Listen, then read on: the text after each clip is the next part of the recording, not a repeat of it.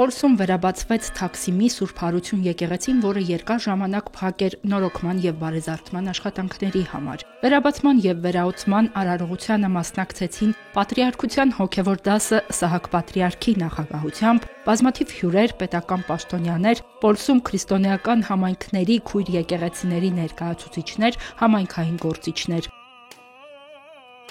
Տոնական արարողության սկզբում Սահակ Պատրիարքի գլխավորությամբ եկեղեցականները եկեղեցու մուտքի առջև կատարեցին դռնբացեքի կարգը։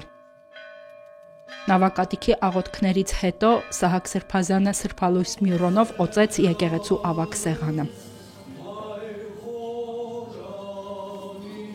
Մկրտության ավազանը, բեմը եւ Սուրբ Աստվածածնի մատուռի սեղանը օծվեցին Արամ arczepiskopos Աթեշյանի ձեռամբ։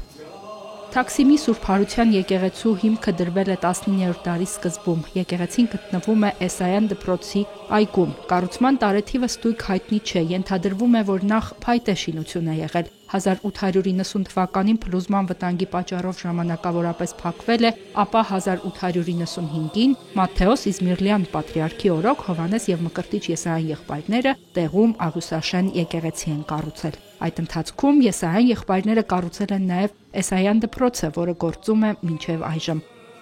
Եկեղեցու այժմյան նորոգությունը ստանձնել է Բեյոխլու թաղամասի եկեղեցիների թաղային խորհուրդը։ Վերահոսման արարողության ավարտին երեկոյան ժամերգություն տեղի ունեցավ Պատրիարքի նախագահությամբ։ Նավակատիքի հաջորդ օրը նորաոց եկեղեցում Պատրիարք հայրը Անդրանիկ Պատարագը մատուցեց։ Ներկաներին ուղված քարոզում Սահակ Պատրիարքը դրվատանքով անդրադարձավ երջանկահիշատակ Եսայան եղբայրներին, որոնց մեծ վաստակի շնորհիվ Պոլսում արդեն 130 տարի գործում են Սուրբ Հարություն եկեղեցին եւ Եսայան վարժարանը։ Համայնքին ծառայող երկու հաստատությունն էլ կառուցելու համար եղբայրներն իրենց կարողությունից են մաս հանել եւ իրենց հետքն են թողել Պոլսի հայոց համայնքի պատմության մեջ։ Պատարագից հետո հոգեհանգստյան կարգ կատարվեց հանգուցյալ Եսայան եղբայրների եկեղեցու ճարտարապետ Հովհաննես Ազնավուրյանի, այստեղ ծառայած հոգևորականների, վարժարանների տնօրենների, ուսուցիչների, աշխատակիցների, սաների, բարերարների եւ հավատացյալների հիշատակին։ Հերմինե Հակոբյան, Եկեղեցական կյանք։